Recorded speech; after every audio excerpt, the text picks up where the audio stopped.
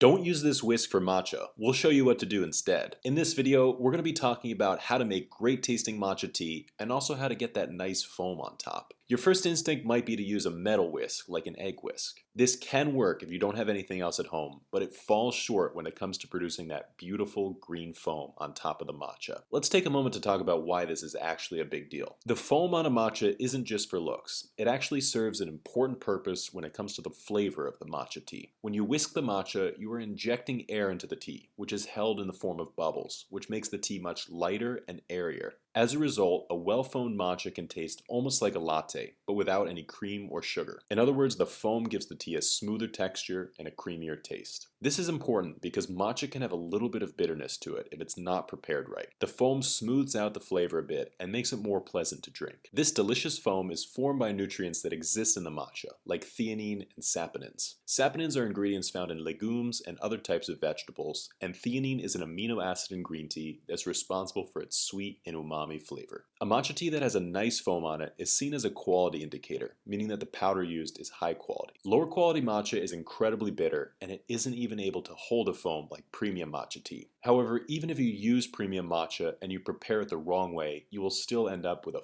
foamless matcha. So let's go back to this metal whisk. You see that even if you whisk it very quickly, it's difficult to get that same foam as you would with a bamboo whisk. You also have that horrible scraping metal sound that completely throws off what is supposed to be a relaxing tea moment. Some people even use a fork to whisk their matcha tea, and this is even worse. As you can see, the metal is slicing through the matcha tea and it's not bringing any air into it. What you need is a better tool that can really inject a lot of air into the matcha. This is where the Chasen comes into play. The Chasen is a bamboo tea whisk which is designed to whisk the perfect bowl of matcha tea. It has been used in the Japanese tea ceremony for hundreds of years, and it's still the best tool when it comes to whisking up beautiful foamy bowls of matcha tea. This tool is made out of a single piece of bamboo, and the tiny bristles are meticulously carved so that they can move through the water and aerate the tea. Of course, with all things related to tea, there is a technique involved. When you watch the tea masters in action, they start to slowly mix the matcha powder into the water, and then they begin to rapidly whisk the tea in zigzag motions using their wrist. This technique takes a bit of practice, but once you master it, you should be able to easily whisk up foamy bowls of matcha tea in no time. But what if you don't have a bamboo matcha whisk? If you don't have one of these handy Chasen tea whisks, you have two options. You can get one for free when you sign up for our monthly matcha club using the link below, or you can try to make the matcha without a whisk. One of the best ways when it comes to generating the foam is actually to shake it up in a jar. The downside to this method is that you end up with a lot of clumps in the matcha. You'll notice that as soon as the matcha powder is exposed to the humidity in the air, it will start to form clumps. This doesn't mean that the matcha is low quality, and it doesn't mean that it's gone bad.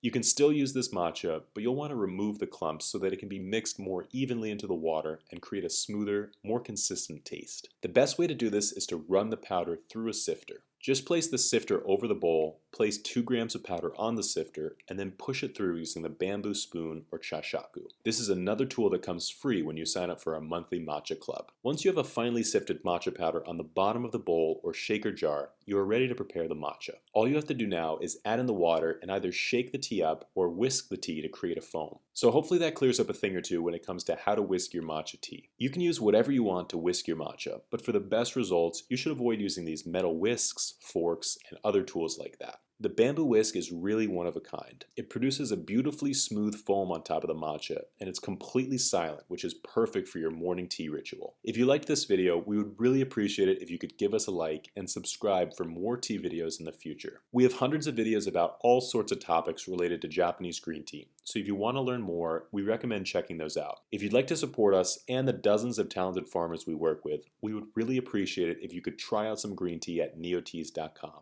and let us know what you think. We hope to make premium Japanese green tea more accessible to people all around the world by continuing to make educational videos like this and by offering free worldwide shipping on all teas. If you have any questions, please feel free to leave them in the comments below, but until then, we'll see you next time.